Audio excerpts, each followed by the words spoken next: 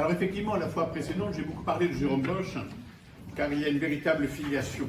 Il faut montrer l'art des contraires et des oppositions entre ce Jérôme Bosch, qui est un homme du fantastique, et des oppressions liées au temps et des sortes de combats entre le bien et le mal, avec les modifications organiques qu'il donne à ses personnages. Il y a chez Bruegel beaucoup plus que cela. Il y a une intelligence du rapport à l'humain. C'est un véritable humaniste. Quelques éléments de rappel, il est né entre 1525 et 1530 dans le Brabant, au village de Bruegel, alors avec, sans H, avec un E ou sans E, peu importe, à l'heure actuelle, on écrit Bruegel tel que vous pouvez effectivement prononcer B-R-U-E-G-E-L. Bruegel dit l'Ancien est le fondateur d'une dynastie de peintres. Ses fils, Pierre Bruegel le Jeune et Jan Bruegel, dit aussi Jean le Vieux et Jean de Velours, sont également peintres ainsi que son petit-fils Ambrosius, Jan Bruegel le Jeune, Jan II, et ses arrière-petits-enfants. Formé dans l'atelier du peintre anversois Pierre Koch von Eltz, il devient maître dans cette ville en 1551. C'est-à-dire qu'il peut fonder un atelier. Il se met alors à travailler pour le marchand d'estampes Jérôme Koch. Et ceci est important, parce que les estampes sont un moyen effectivement de diffusion de l'ensemble de son œuvre dans toute l'Europe. C'est Jérôme Koch qui l'envoie en Italie dessiner des paysages pour fournir des motifs à graver. Ce voyage que le peintre accomplit aux alentours de 1553 le mène par Lyon et les Alpes jusqu'à Rome, Naples et Messine en Sicile. Surnommé Bruegel le drôle ou paysan Bruegel, l'artiste est connu pour son tempérament farceur et espiègle qu'il met au service de son thème favori, les scènes de genre. Il y a des scènes d'histoire, des scènes de mythologie et des scènes de genre. La scène de genre comporte l'ensemble de la figuration du quotidien, ce que nous verrons effectivement avec le bal, également avec le repas des noces. Mais derrière la fable amusante se cache souvent un message moral empreint de valeurs humanistes. Et nous sommes véritablement au cœur d'un siècle qui est celui de l'humanisme. À travers des personnalités comme Erasme, également comme Thomas More, l'Utopia, que nous verrons tout à l'heure avec la représentation de la tour de Babel, Bruegel va mettre en scène une vision du monde, sa vision d'une société. Le monde à la fois idéal, la conception qu'il peut avoir de ce rapport à l'humain, mais aussi de la pensée qui constitue la conscience. Au cœur des troubles de l'époque, alors que les Flandres sont occupées par les Espagnols, après que le duc d'Albe ait commis des atrocités dans le nord des Flandres, et en particulier dans la ville d'Anvers et de Bruxelles, nous savons effectivement que Bruegel va passer son temps, si je puis dire, entre deux cités, entre Bruxelles et Anvers, résidant essentiellement, bien sûr, à Anvers. Lorsque nous abordons, par exemple, le triomphe de la mort, sans tomber forcément dans les détails, une œuvre qui date des années 1562-1563. C'est une œuvre d'une grande dimension. Les tableaux de Bruegel sont un microcosme dans lequel se raconte une histoire en plusieurs épisodes. Et chacun de ces épisodes s'articule à son tour en une série de motifs différents, de détails, de personnages, dans le personnage si bien que tous les tableaux de l'artiste ont besoin d'être regardés en allant du particulier au général.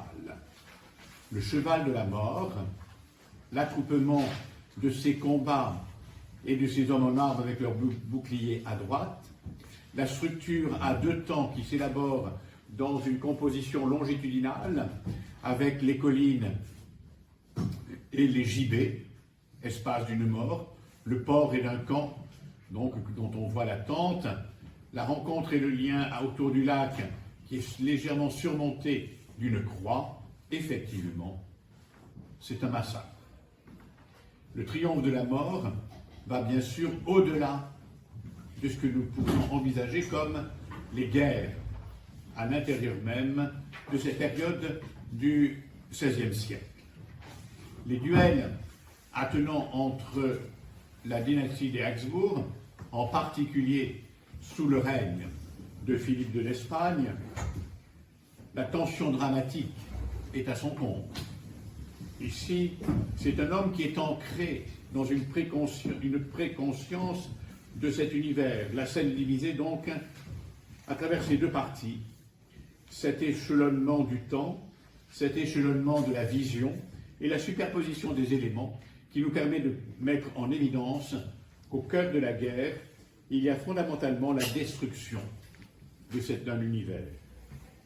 Il n'est pas difficile de retrouver dans cet extraordinaire défilé le cheval de la mort qui prend une proportion squelettique, parcourant effectivement donc cette terre et cette humanité en train de se détruire. On y voit également l'influence de Jérôme Bosch, mais la vision de Bruegel est peut-être encore plus dramatique et bouleversante que celle de son prédécesseur, car le monde de Bosch est celui des monstres imaginaires, tandis que celui de Bruegel, il est celui de l'homme qui est un monstre. Terrifiant et cruel comme il est, resté malgré lui dans un monde humain, le reflet d'une humanité destinée à succomber et à se détruire. La tour de Babel. Je vais donc prendre votre document sous les yeux pour aborder ce sujet qui est assez emblématique de l'époque. L'homme est un bâtisseur, il construit. Nous sommes à la Renaissance et c'est le grand renouveau de l'architecture, avec des œuvres telles que l'œuvre de Bramante, de Sangallo, de Michel-Ange. Et quand je dis cela, je fais référence bien sûr à l'ensemble des édifices qui sont bâtis durant cette période à Rome, à Florence, à Venise, à Milan et dans différentes cités de la péninsule italique. L'histoire de la tour de Babel prend sa source dans le récit biblique. Ce récit biblique qui est celui de la Genèse. Dans ce texte de la Genèse, on parle effectivement de la volonté de construire une tour. L'œuvre date de 1563. La dimension est assez importante. Que voyons-nous? Dans le chapitre 11, les versets 1 à 9, il y a effectivement la volonté de construire une tour. Nous sommes après le déluge, après Noé, après le foisonnement de la filiation et du nombre d'enfants. Dans la succession, donc, il y a des personnages qui se retrouvent en Mésopotamie, et en particulier dans le sud de la Mésopotamie. Le texte est un texte mythique qui essaie d'interpréter, de traduire donc la division des langues. Auparavant, on parlait qu'une seule langue. C'est l'union de cette langue unique qui a permis la construction de la tour. C'est ce langage, effectivement, qui permet le commandement et l'exercice, donc, de la fabrication de cette tour et de son édification. La tour de Babel, c'est la volonté d'accéder à Dieu. Nous sommes en Mésopotamie. En Mésopotamie, il y a des pyramides que l'on appelle les ziggourats. Des pyramides à 7 degrés, au-dessus duquel se trouve un temple, une petite maison.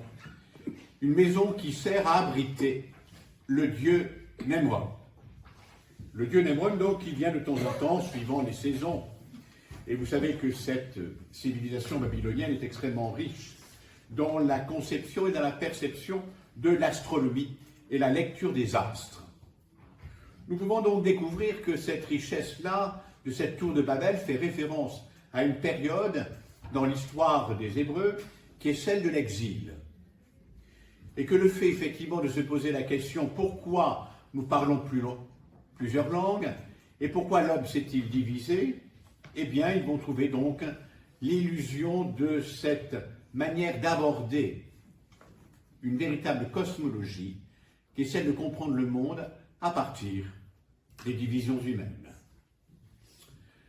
Ainsi, cette tour de Babel que vous avez sous les yeux se dessine de la manière suivante. Nous avons une perspective aérienne, c'est-à-dire nous pourrions nous prendre pour un oiseau et avoir l'illusion d'aborder cette tour totalement démesurée.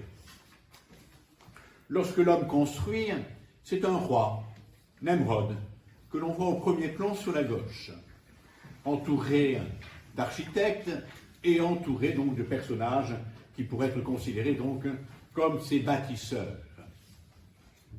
Nemrod, en bas à gauche donc, est vêtu selon un costume à la Renaissance. Et certains historiens y voient la figuration et la représentation de Philippe de Lesparre. Illusion des maîtres bâtisseurs et des grands de ce monde. La tour qui va s'élever, c'est le signe de l'orgueil. C'est le signe de la volonté humaine de découvrir qu'à travers son génie, il peut atteindre les cieux à travers simplement le fait de construire et de bâtir. Au lieu d'aller chercher Dieu, il cherche la gloire, c'est-à-dire cet imaginaire qui devient le miroir d'une démesure qui va le conduire à la rupture des langues, et non pas destruction de la tour. Et là, il y a quelque chose d'intéressant. Donc, le courroux de Dieu va s'abattre, il va entraîner effectivement ce que l'on va appeler la confusion. Et la tour de Babel est le signe et le symbole même de cette confusion. Alors, nous savons que le maître de Bruegel, Jan Koch, à Anvers, graveur, va demander à son cher élève de partir en Italie. Et en Italie, il va se rendre à Rome.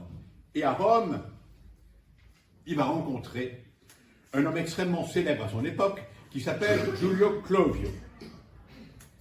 Et Giulio Clovio va l'initier à la peinture italienne de la Renaissance. Mais très vite, Bruegel ne sera jamais l'imitateur des peintres italiens.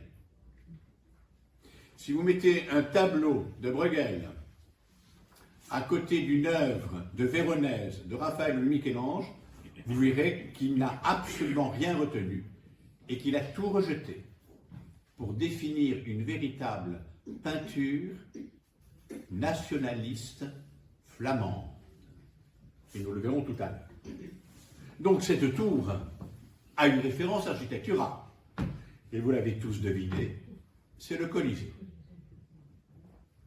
Le Colisée, donc, ce temple, ces arènes, ou l'illusion qui pouvait être considérée à l'époque d'imaginer le Colisée comme un temple, va devenir la démesure des jeux de l'homme pour se soustraire à la pensée divine.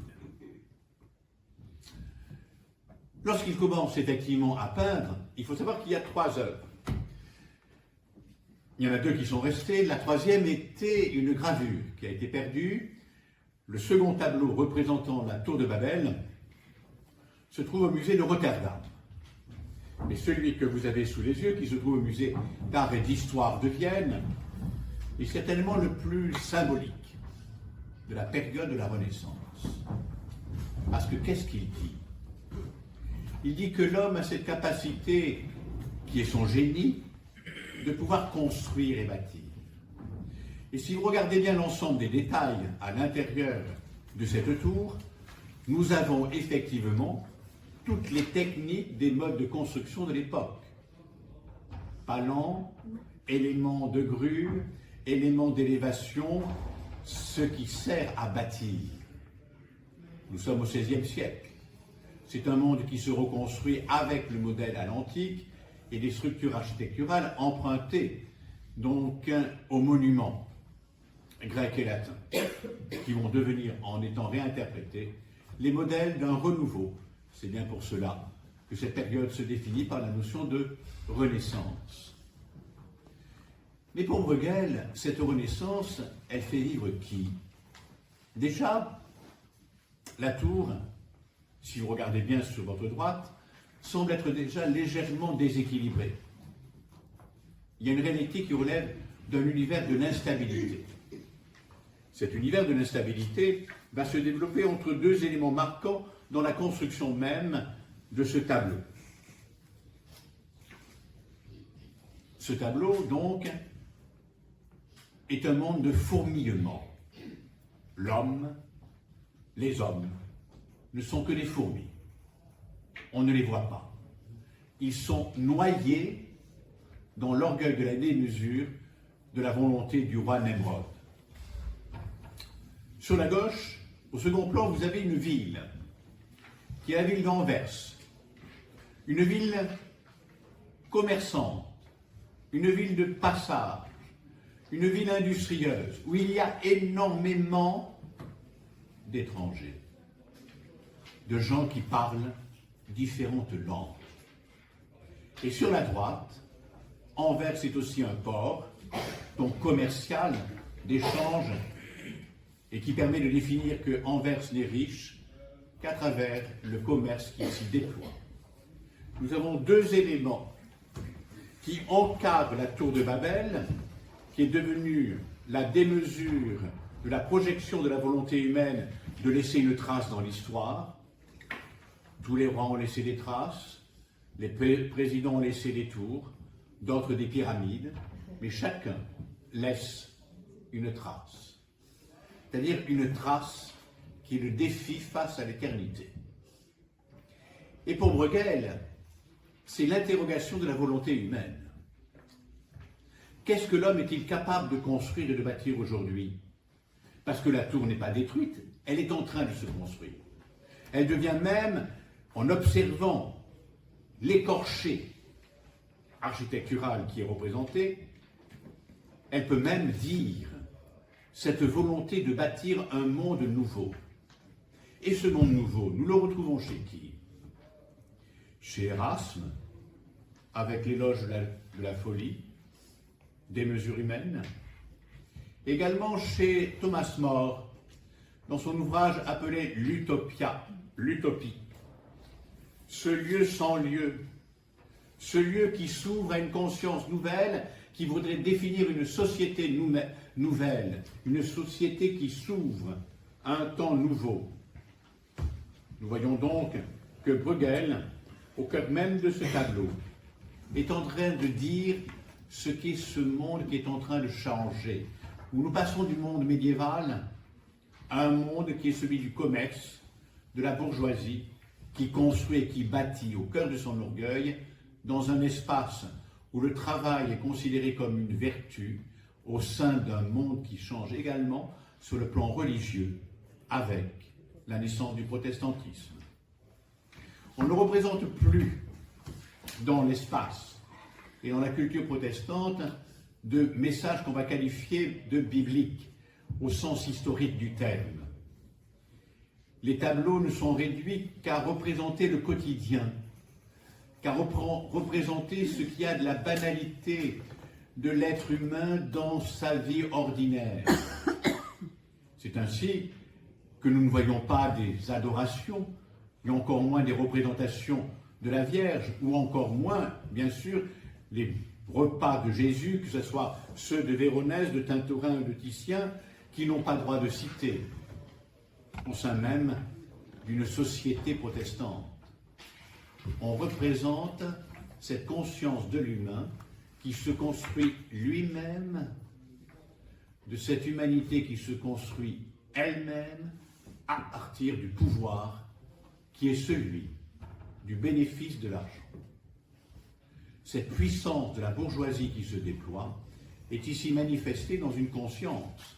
Et c'est pour cela que la tour de Babel joue un rôle déterminant dans le cadre de l'histoire de l'art. Elle devient un point focal de la conscience d'un changement d'une société, où la volonté d'accéder au ciel passe par la vertu du devoir à accomplir qui honore et qui glorifie la notion même du travail, de l'investissement.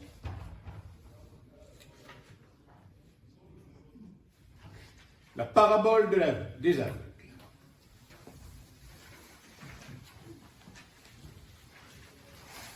Cette parabole des aveugles aussi nous permet d'entrer dans une lecture. Bruegel peint les malheurs des hommes. Considéré longtemps comme le continuateur de Jérôme Bosch, Pierre Bruegel, que l'on appelait jadis Pierre le Drôle, n'a pas exécuté uniquement des scènes de noces de paysans ou les patineurs au milieu de la glace. La parabole des aveugles est au nombre de ses œuvres illustration de la parabole du Christ. Si un aveugle conduit un aveugle, ils tomberont tous deux dans la fosse.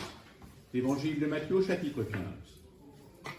Elle représente 6 aveugles se guidant mutuellement par la main ou à l'aide de leur bâton. Le petit groupe, qui s'est aventuré sur une pente trop raide, progresse inexorablement vers un ruisseau dans lequel celui qui menait le fil a déjà culbuté. C'est la notion de la chute. Et cette chute est remarquablement bien représentée sur le plan stylistique. On y voit les différentes étapes, qui définit même un diagnostic médical précis.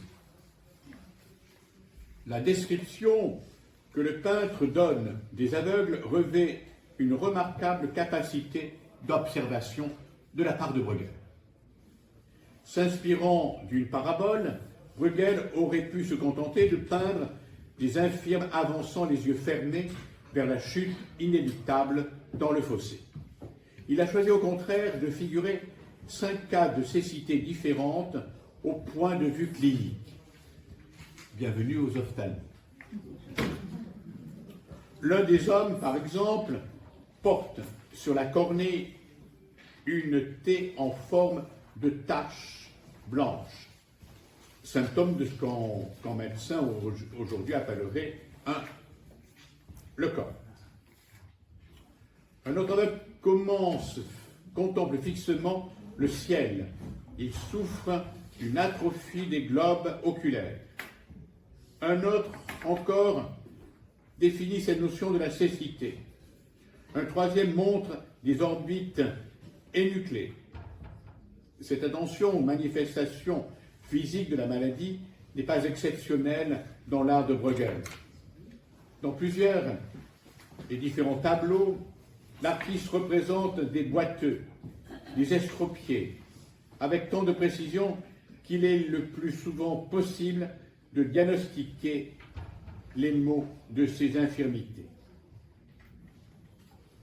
Un homme qui observe la vérité et la réalité.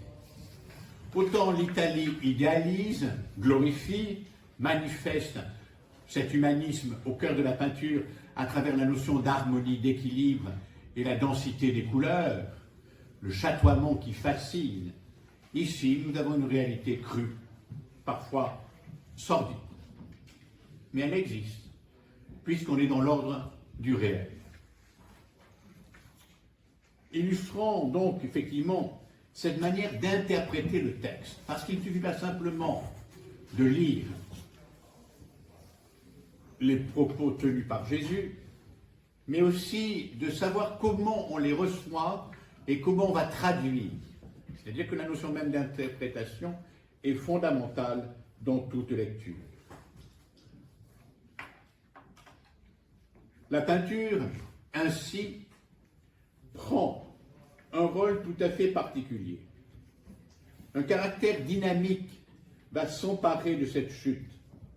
le fait d'entraîner les autres, au cœur de la chute de la non-vision, de cet aveuglement, ne pas voir ou apprendre à voir autrement, tout au long de sa pente sur laquelle ils sont disposés, qui forment dans le tableau une diagonale dominant la composition. Les aveugles adoptent des attitudes qui évoluent graduellement de la position debout à la véritable chute. Le peintre, qui a représenté dans un tableau conservé à Vienne, dans un autre jeu, les jeux d'enfants, traduit toujours cette dimension du mouvement. Vous savez effectivement que dans l'art de la peinture, il faut rendre compte de la vie, ce que nous retrouverons effectivement à travers la sculpture, où l'arme le plus noble pour les artistes, c'est la sculpture, et non pas, comme nous pourrons le croire aujourd'hui, la peinture. Parce que la sculpture dit l'homme, l'être humain vivant.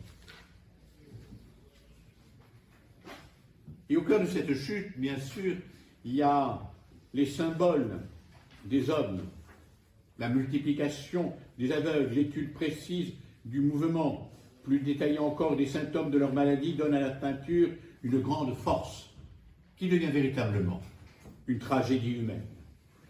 Et en arrière des aveugles, la campagne que Bruegel a peinte forme au contraire un décor de la sérénité idyllique. Et Bruegel est un peintre de paysage aussi. Les lignes horizontales dominent, créant l'impression d'un équilibre parfait. Les plans de couleurs se succèdent dans les œuvres de ce monde, les œuvres de Bruegel, dont on compte à peu près une quarantaine de productions. Un peu plus à droite, le fond du tableau est occupé par une église. Le bâtiment est mis en valeur par ses positions du temps. Le monde, effectivement, est ici à mettre en scène pour cette quête incessante. L'église que l'on voit au fond devient l'axe d'élévation qui semble s'opposer avec le bâton que l'on voit entre les deux personnages. Là encore, le peintre travaille d'après nature. Il inscrit l'événement dans le décor qu'il connaît, celui de la campagne, des alentours de Bruxelles lorsqu'il peint. Le texte évangélique prend de ce fait un caractère d'actualisation impressionnant de ces mondes où ces personnages peuvent être exclus de la cité, du village, pour aller errant vers leur propre chute. C'est l'humanité tout entière, en tout temps, c'est aussi peut-être plus précisément le peuple nordique lui-même, les contemporains de Bruegel. Car l'époque au cours de laquelle Bruegel peint la parabole des aveugles est l'une des plus sombres de l'histoire des Pays-Bas. Cette histoire des Pays-Bas espagnols, gagnée au calvinisme alors qu'elle est dominée par un prince farouchement catholique. Charles Quint puis Philippe II. La population de cette région se soulève. Dans les années qui précèdent l'exécution du tableau, la tension est à son comble. Durant l'été 1566, le petit peuple des villes prend les armes pour aller détruire les icônes chrétiennes et les peintures et tous les symboles de l'ordre catholique, désormais détestés. En 1567, le duc d'Albe, que j'ai évoqué précédemment, envoyé par Philippe II, fait son entrée à Bruxelles, la ville où est peinte la parabole. Il va y faire trembler ses habitants en exécutant effectivement les membres du Grand Conseil. Le 5 juin 1568, les chefs bruxellois du parti calviniste, qui sont des comtes, sont exécutés en place publique sans procès. Alors sur la justice aveugle, et voyez comment on va procéder. Il ne s'agit pas seulement de reconnaître et de passer devant un tableau, mais d'en découvrir le sens, c'est-à-dire ce qu'il dit bien plus que ce qu'il représente, et de ce qu'il révèle bien plus que ce l'on imagine nous-mêmes. Parce qu'il ne suffit pas simplement d'interpréter un tableau, mais de chercher ce qu'il peut dire encore plus. Parce que nous qui croyons avoir l'illusion de voir, qu'est-ce que nous voyons dans ce tableau? Est-ce que nous avons mesuré le contexte historique de ce type de figuration, le contexte d'une histoire qui devient effectivement dramatique, où se jouent les conflits religieux à travers les pouvoirs de l'être humain? Ainsi, comme allégorie tragique des malheurs de l'humanité, l'homme produit sa propre folie, avec la cruauté de l'Église, moins soucieuse des individus que du triomphe des dogmes.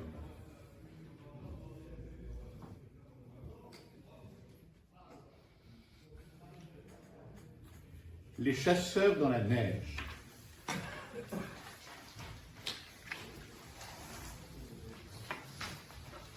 Un peu de douceur dans ce monde de brut.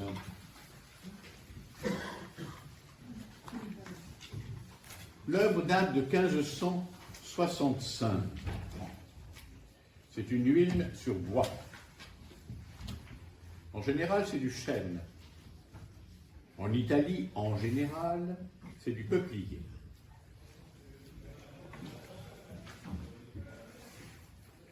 Ce tableau fait partie du cycle des saisons ou des mois. Commandité en 1565 par le marchand Nicolas de Jonglingen, fervent collectionneur de l'artiste. Il possédait 16 toiles. On ne connaît que 5 toiles de cette série de peintures. La fenaison, les mois de juin et de juillet, la moisson, août-septembre, la rentrée des troupeaux, octobre-novembre, les chasseurs dans la neige, décembre-janvier, et la journée sombre, février-mars. Les chasseurs décrivent une journée d'hiver classique. Au sein d'une bourgade enneigée, à gauche de la composition, les chasseurs reviennent de la chasse, avec le fruit de leur travail sur le dos, suivi par une meute de chiens épuisés. Le reste de la ville s'affaire à ses occupations. Les femmes préparent le feu tandis que les enfants jouent sur le lac glacé. Le paysage, Bruegel et ses paysages. Retenez cela. L'homme du paysage. La perfection de la réalité. L'usage de la peinture à l'huile permet une grande précision au cœur des détails, dans la figuration et dans la représentation. Et il faut remonter à Jan van Eyck, avec entre autres les époux Anorfini, pour découvrir le secret des tableaux et le mystère du principe de la réalité. C'est tellement précis que cela se touche du regard. Et ce qui est réel devient vrai. Il y a ici même un équilibre, à travers l'éloignement, avec la ligne d'horizon, la lumière gelée, ce rapport des teintes verdâtres, les activités humaines les plus banales. C'est de l'ordinaire du quotidien. Et le paysage prend une importance que l'on va qualifier de capitale. Parce qu'en fin de compte, l'être humain est ici englobé dans cet espace qui ne relève plus simplement de détails, où le seul élément honoré, c'est la permanence des saisons au fil du temps. Le paysage est donc le sujet même. Bleuté, blanc, les contrastes de cette lumière irradiante, cette lumière qui fait froid dans le dos, ou l'impression du rendu à travers les aplats lisses de la couleur. Il y a quelque chose de calme. Et il y a quelque chose dans cette œuvre ordinaire de christologique. En quoi? Il n'y a pas de croix, il n'y a pas de sujet. Qu'est-ce qui nous rend compte là? Eh bien, il s'agit de découvrir qu'à travers la nature, il y a une présence divine. Et c'est cela, le changement opéré, que la nature dit le sens du divin, à travers la création manifestée, à travers la quiétude et l'harmonie révélée. Nous voyons donc également, au cœur de cette œuvre, au cœur de cette période, nous sommes en 1565. La Joconde, 1503. Michel-Ange, la chapelle Sixtine, 1510. Dürer, 1510. Titien, 1538. La Venus di Urbino, 1562. Voyez donc, nous sommes dans un autre monde. Et le monde flamand est un monde qui laisse interroger la conscience qui est la nôtre, que l'ordinaire n'est pas forcément banal et que la banalité décèle en elle-même quelque chose de fabuleux. Il faut voir le quotidien dans l'ordre de l'émerveillement de ce que la nature nous révèle.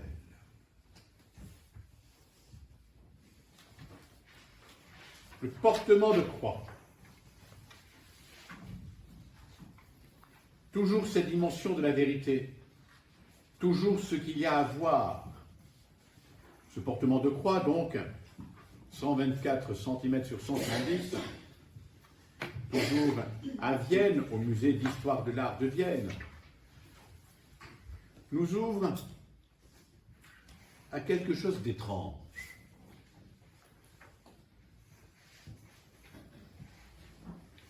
Le portement de croix associé en parallèle, ce que j'aurais pu faire, mais je ne l'ai pas fait, avec la crucifixion dans la Scuola San Rocco du cabinet des gouverneurs, la Scuola Grande donc de San Rocco à Venise par le Tintoret.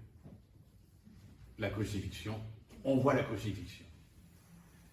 Mais ici, cherchez donc le portement de croix.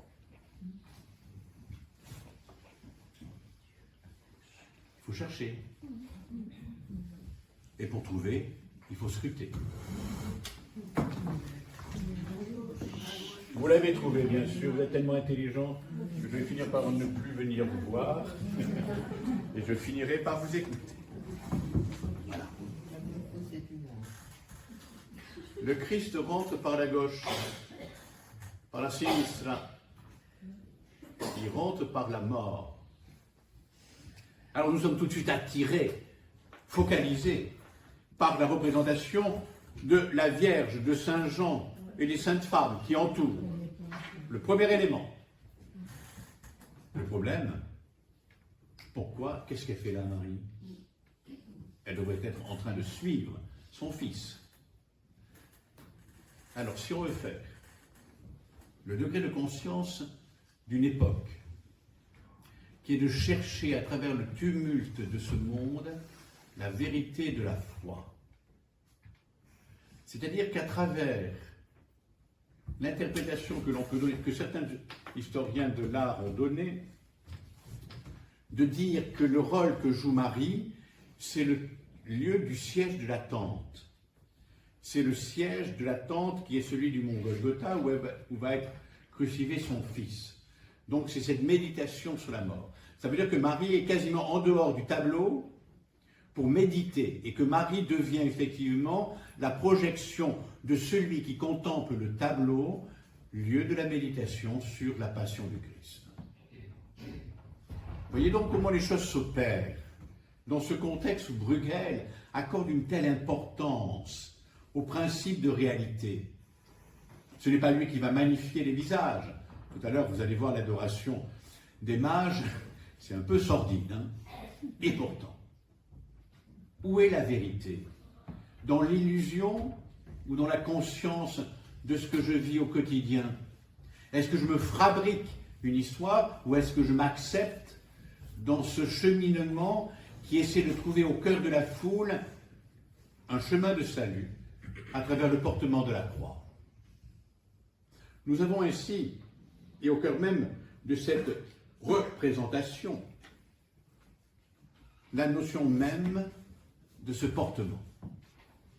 Et le Christ met un genou à terre.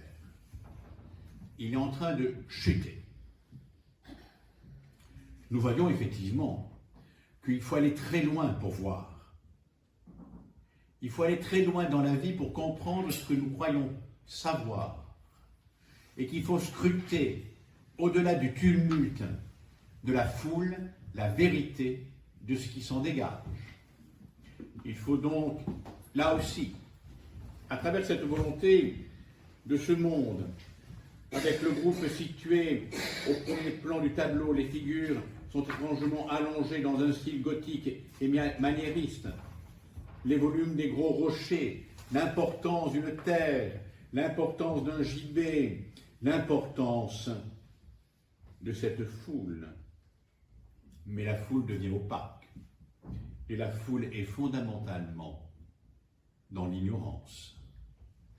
Elle hurle, elle crie, mais ne vit rien.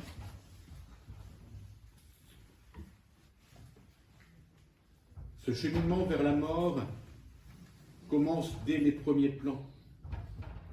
On y voit des corbeaux, on y voit des rapaces. Bruegel fait entrer l'observateur dans le tableau en actualisant la scène. Cette scène date du XVIe siècle. Et les personnages sont vêtus comme les bourreaux, comme ces personnages en armes, comme ceux des troupes de l'empereur avec le duc d'Albe qui ont massacré les Flamands. Il oppose le rythme ample et la beauté sereine de ces paysages avec l'agitation tragicomique des petits humains qui les peuplent, permettant ainsi de parler et de porter un regard pessimiste, mais distancié sur la vie. Ce temps de la distance, ce temps, il faut toujours chercher un peu plus loin que ce que nous croyons être si proche.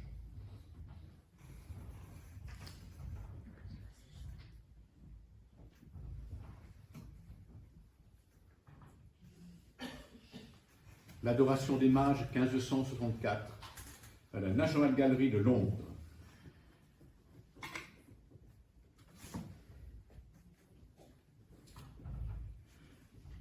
L'action, cette fois-ci, est exceptionnellement fondée sur une composition verticale. Cela se déroule dans un espace clos et étroit, fermé au fond par le mur d'une cabane. Les personnages sont massés les uns à côté des autres. Le regard curieux dans une atmosphère de mystère, de ce monde un peu villageois, qui note rien à l'émotion et la participation religieuse. La scène reprend le motif de l'iconographie italienne. On peut y voir, pour faire très savant, l'influence du Parmesan, du Corrège ou de Sebastiano del Piombo, et même aussi de Michel-Ange. À Bruges, il y a une statue de Michel-Ange, donc la Madone, réinterprétée par le regard humaniste de Bruegel. D'un côté, l'hommage des puissants au Fils de Dieu, c'est-à-dire la représentation traditionnelle selon les Saintes Écritures. La Madone enveloppée dans un grand manteau, dont le bleu, seule teinte froide, dans la symphonie des ocres, des roses et des marrons, constitue le noyau chromatique autour duquel tourne le tableau, est entourée de 3 rois mages. Le plus vieux est agenouillé en face d'elle. Le deuxième se penche pour adorer l'enfant. Le troisième, vêtu d'un riche manteau blanc, à capuche pointue, est debout à droite. Et selon tous 3, sont déformés par une perspective aberrante, comme dans une photographie prise de près avec un grand angle. la sieste est finie. De l'autre, une représentation contemporaine, avec les différents personnages, le regard hébété des soldats qui contemplent l'enfant, qui s'interroge, l'homme qui susurre quelque chose à l'oreille de Joseph, qui est juste derrière Marie. Ce qui est extraordinaire, c'est la laideur des personnages. Ils sont moches. Il ne faut pas avoir peur de le dire. Alors, vous allez comparer des œuvres, par exemple, de Mantegna sur les rois mages, de Véronèse, l'adoration des mages, ils sont splendides, superbes et éclatants. Eh bien oui. Mais là, c'est le commun des mortels. C'est-à-dire, c'est chacun d'entre nous. Même si vous êtes très beau. Là, je me rappelle, je me raccroche au fil avant d'être lapidé. Bon. Mais cette réalité-là, elle est dans le concret du temps. Voyez, ce qu'il faut comprendre chez Bruegel, c'est quelque chose qui est dans le concret d'une réalité, dans ce concret de la présence, que la proximité de l'expression, par exemple, de sa foi, n'est pas en dehors de ce qu'il vit. Il est dans la relation qui s'accomplit.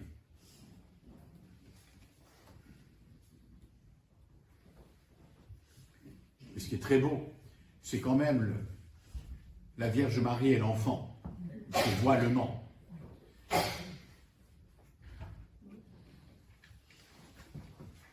Le pays de Cocagne, 1567.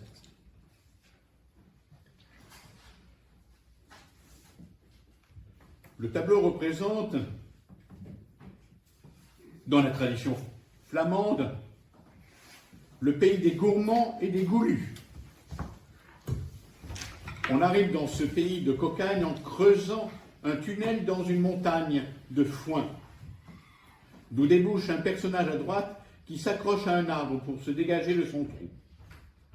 Dans le pays enchanté, il est attendu pour une quantité de gâteaux ronds accrochés les uns aux autres pour former une sorte de cactus, tandis qu'un cochon est pendu par-ci, par-là. Un poulet rôti sur une nappe blanche, l'œuf, la cuillère enfilée, se dirige vers lui d'un bon pas, sorte de dessin qui s'ouvre à la réalité. Parce qu'il y en a qui râlent, là. Continuez comme ça, cher enfant. Il faut faire naître le désir. Donc, il y a du Jérôme Bosch, bien sûr. Il y a du comique. Mais le comique n'est pas que comique. Parce que l'œuf, c'est la vie. Qu'il soit à la coque, cassé ou dur. L'œuf, c'est cette vie qui est en marche. Et regardez bien. Il y a trois personnages. Un tronc a été, dans lequel a été enchâssée une table, où coule le vin, ou à l'époque, coulait bien davantage la bière pour les Flamands. Et dans ce pays merveilleux, où on ne pense qu'à manger, les buissons sont en saucisses et les maisons recouvertes de tartes. Sous les plateformes circulaires, on voit une multitude de personnages. Un paysan, un soldat et un clerc.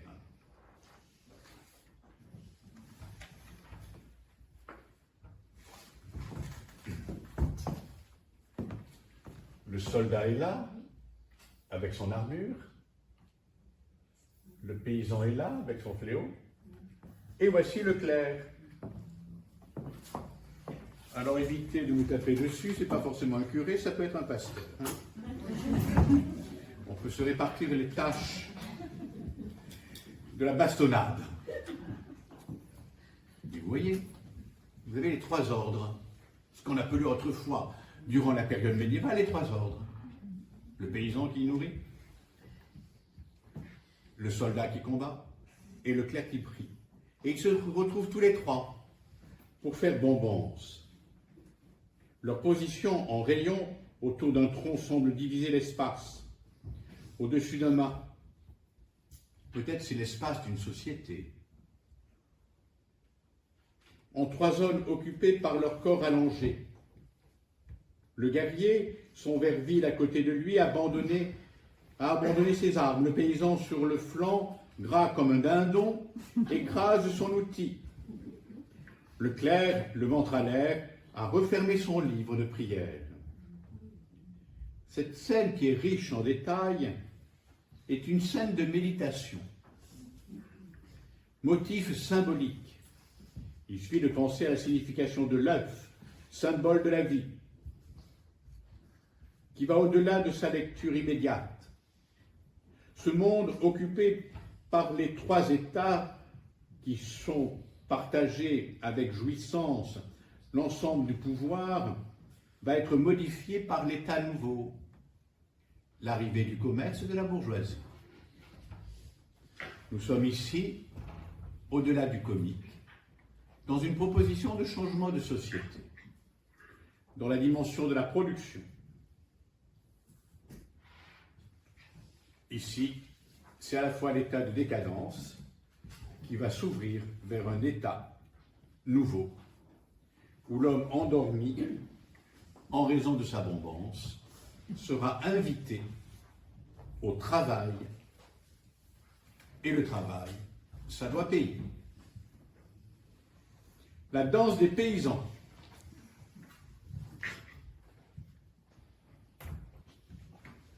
Le thème, la conception et la dimension de ce tableau sont à rapprocher du repas des noces. La scène est divisée en deux parties. D'un côté, la danse avec le pas énergique du couple qui entre au premier plan dans l'action en cours. Il y a de la force et de l'énergie à droite.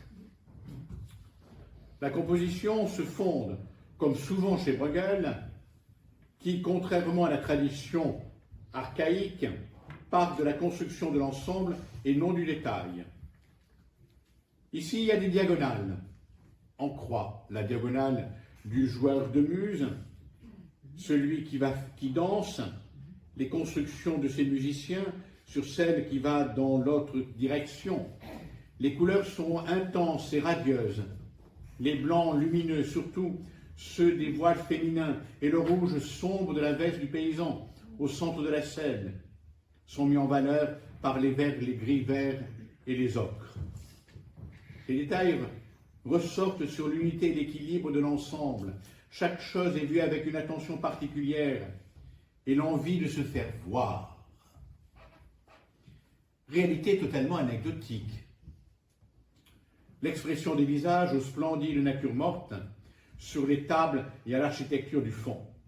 Cette variété inscrite dans une construction dynamique, close et ouverte à la fois, une construction avec un espace que l'on peut qualifier de total, un microcosme où les événements et les personnages acquièrent une valeur universelle et deviennent le symbole et l'expression de la vie, dans la conception de l'unité de l'espace.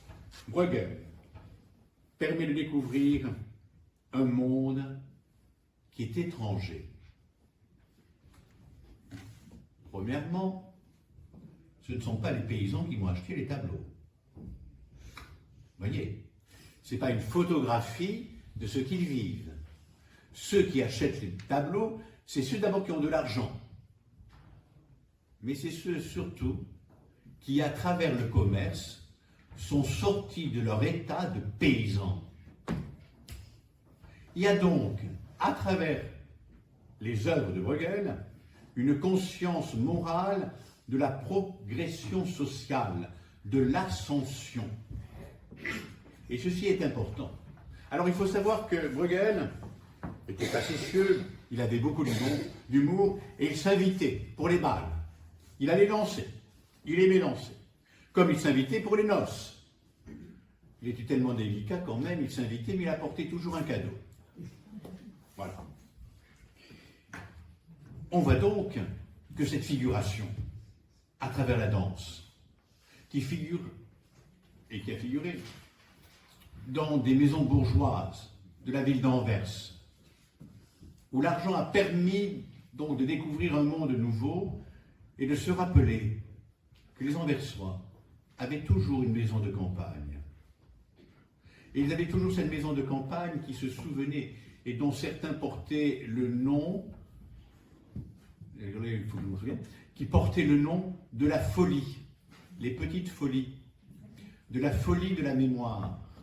Alors la folie est à entendre de celui qui est sorti de ce monde fou, que la danse, associée bien sûr à la consommation de la bière, pouvait devenir une sorte de correspondance qui manifeste à une entrée dans une vie nouvelle. Alors ce que nous croyons anecdotique ne l'est pas autant que cela. Elle devient véritablement une prise de conscience de ce que porte l'individu, et en particulier lors des mariages. Le repas des noces, 1568.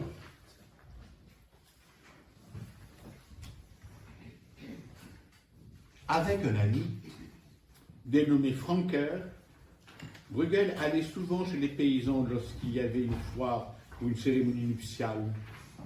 Les deux s'habillaient alors avec des habits de paysans et portaient des dons comme les autres, en se disant parents de la mariée ou du marié. Et là, Bruegel s'amusait à observer les paysans en train de manger, de boire, de danser et de sauter.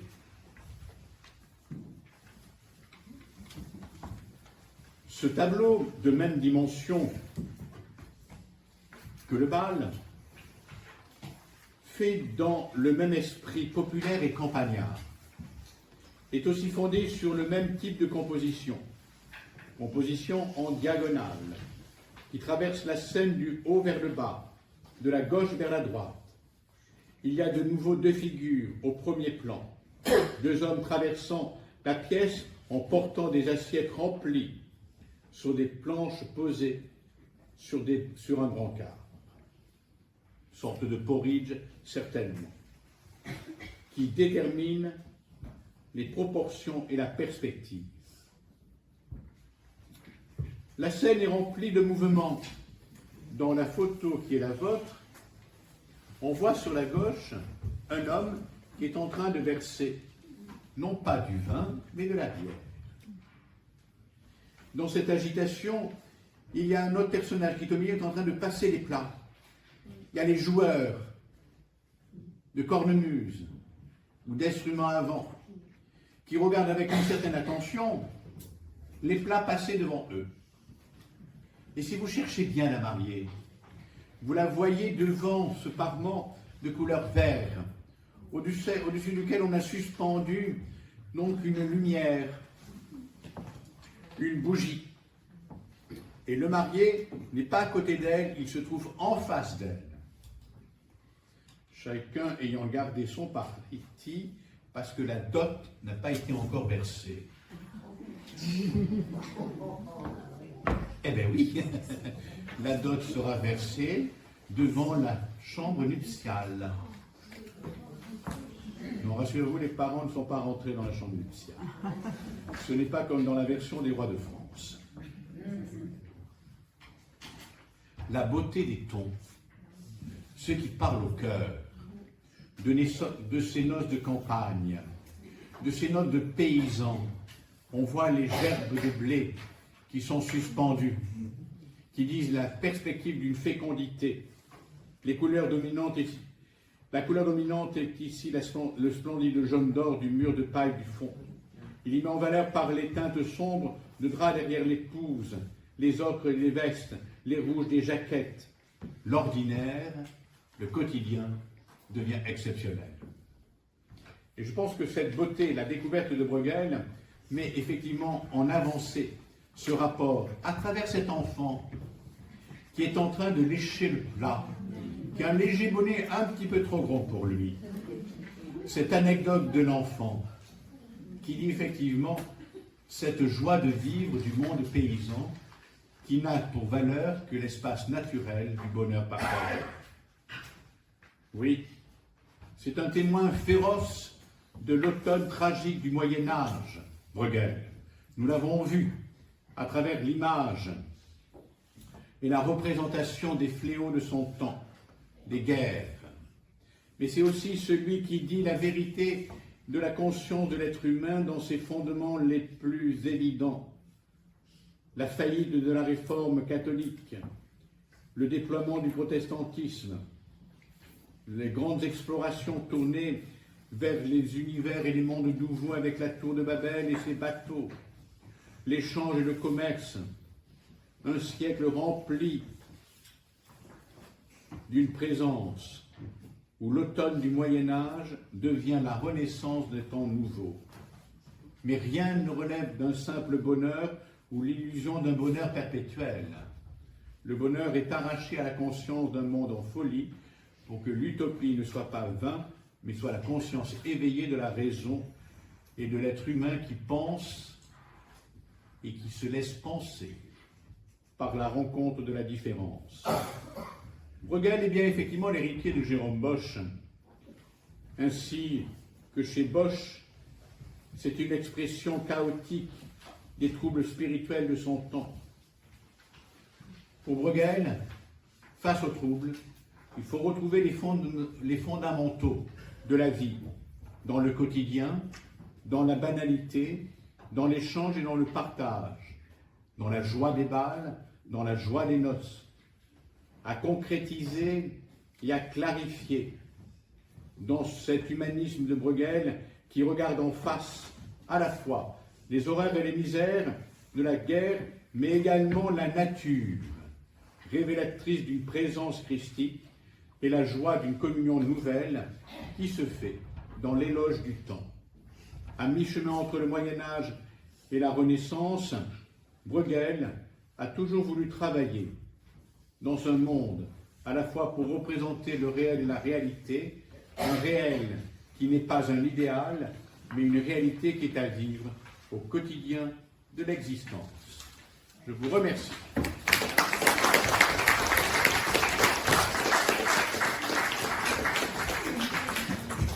Alors, quelques informations.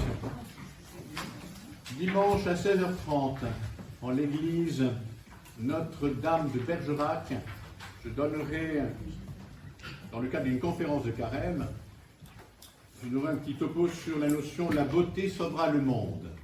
Mais quelle beauté! Donc 16h30 dimanche, pour ceux qui veulent s'éloigner de Périgueux et descendre dans le Bergeracois. Une autre intervention aura lieu le 1er avril, mais sans le poisson, c'est la Semaine Sainte, sur le thème des mises au tombeau. Schaus, le tombeau, donc la mise au tombeau de Schaus, et également la mise au tombeau qui se trouve à Bologne, dell'Arca. Voilà. Et le prochain cours portera sur Martin Schangoer, en raison de l'exposition qui va avoir lieu au Louvre et qui porte sur le tableau de la Madone au buisson de rose. Au mois de mai, on va avoir plein la tête là. Au mois de mai, ça sera la confrontation entre Michel-Ange et Rodin. Voilà. Ainsi sera achevé les cours avant que je ne le sois moi-même. Bonne fin d'après-midi à tous et merci de votre présence.